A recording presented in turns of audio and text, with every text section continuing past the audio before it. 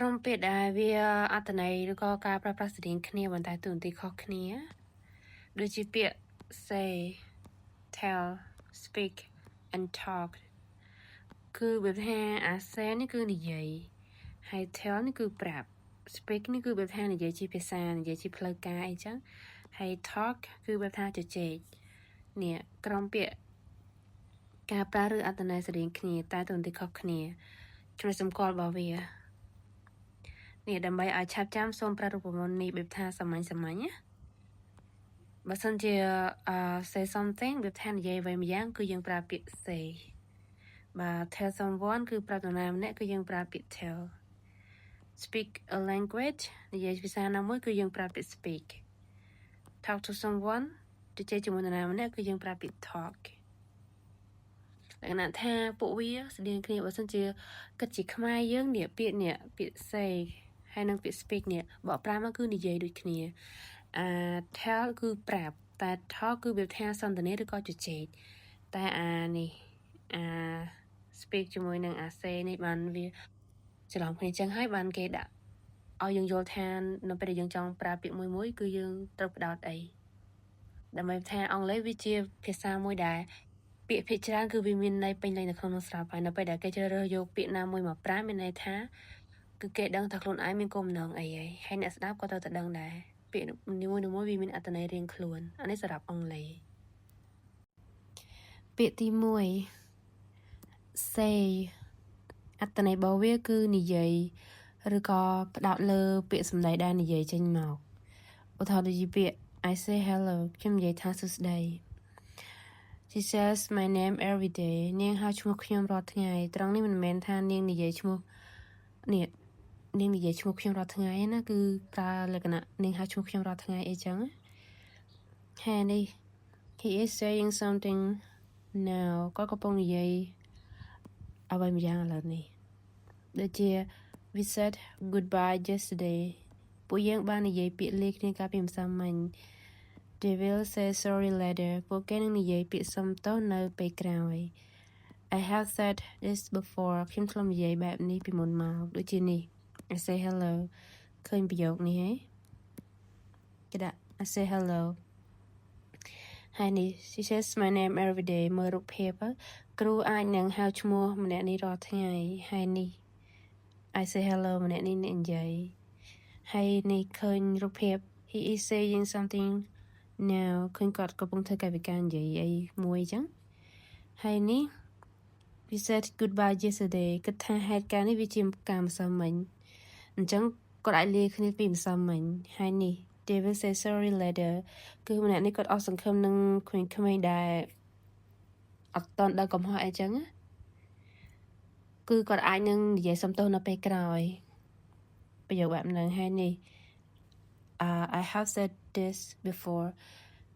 បែបថាខ្ញុំធ្លាប់និយាយបែបនេះពីមុនហើយប្រយោគនេះអាចថាម្នាក់ស្រីនេះគាត់ធ្លាប់និយាយរឿងអីមួយប្រាប់ពីអ្នកនេះអញ្ចឹងគាត់និយាយម្ដងហើយគាត់ក៏ប្រាប់បញ្ជាក់ទៅថាគាត់ធ្លាប់និយាយប្រាប់ហើយนั่นคือពាក្យ say លក្ខណៈថាវាស្តៀងគ្នាមែនប៉ុន្តែវាប្រើខុសគ្នាទាំង4ពាក្យហ្នឹងវាសង្កត់លើអីដែលយើងចង់សម្គាល់ tell នេះគឺអត្ថន័យរបស់វាស្មើនឹងប្រាប់ឬក៏និទានវាថាផ្ដោតលើការបញ្ជូនព័ត៌មានទៅកាន់នរណាម្នាក់ដូចជាពាក្យប្រយោគនេះ I tell the truth គឺខ្ញុំនិយាយការពិតឬក៏ខ្ញុំប្រាប់ការពិតអានេះshe tells me everything នាងប្រាប់ខ្ញុំគ្រប់យ៉ាង He is telling a story now គាត់កំពុងនិទានរឿងឥឡូវនេះ We told him yesterday ពួកយើងបានប្រាប់គាត់ពីម្សិលមិញ They will tell you later ពួកគេនឹងប្រាប់អ្នកនៅពេលក្រោយហើយនេះ I have told her already ខ្ញុំបានប្រាប់នាងរួចហើយមកប្រយោគនេះ I tell the truth អាវាថាប្រហែលជាម្នាក់ប្រុសនេះគាត់ព្យាយាមបកស្រាយការពិតអីនិយាយប្រាប់ម្នាក់ស្រីនេះចឹងហើយនេះ She tell me everything វាថាមិត្តភក្តិពីរនាក់គាត់មានរឿងអីគាត់តែងតែនិយាយប្រាប់គ្នាអស់ហ្មងអត់មានលាក់លៀមហើយប្រយោគនេះ He is telling a story now គាត់កំពុងនិទានរឿងប្រាប់កូនក្មេងឃើញរូបភាពអត់ហើយនេះ We told him yesterday វាថា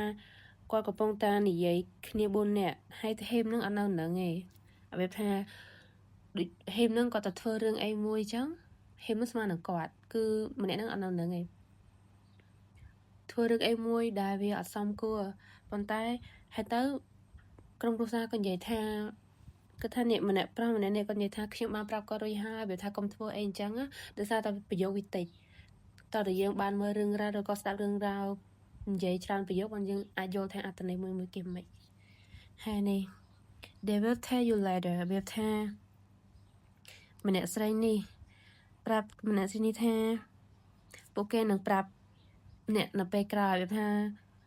trong đợt rương ai mùi chẳng á hay nè I have told her already biểu tha anh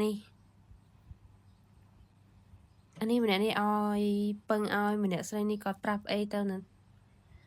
nè say na mình nè tiệt bàn tay mình nè say pram đi tha khi mà prap nè hai tập prap tao mình nè đi vành lại cái nạn chẳng speak អត្ថន័យរបស់វាគឺលក្ខណៈនិយាយឬក៏ប្រើភាសានិយាយក្នុងលក្ខណៈផ្លូវការដូចជា I speak English ខ្ញុំនិយាយភាសាអង់គ្លេស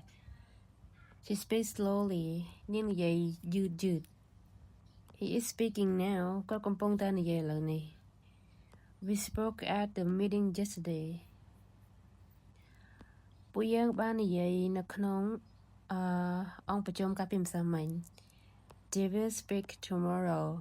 ពួកគេនឹងនិយាយនៅថ្ងៃស្អែក I have spoken to him already ខ្ញុំបាននិយាយជាមួយគាត់រួចហើយយើងមើលរូបភាពដូចជា I speak English មានន័យថាគឺគាត់ចេះអង់គ្លេសធម្មតាគាត់និយាយអង់គ្លេសអានេះ she speaks slowly វាជាទម្រង់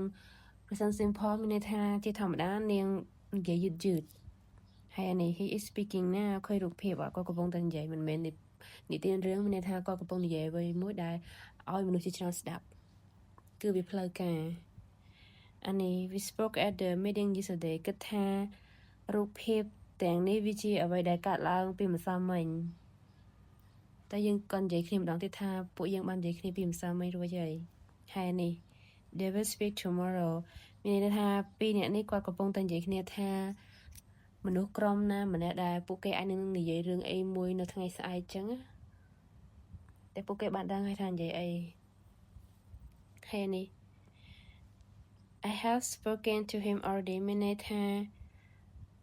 ឧទាហរណ៍ថាម្នាក់នេះគេតាមស្រឡាញ់ម្នាក់ទៀតប្រុសតាមស្រឡាញ់ចឹង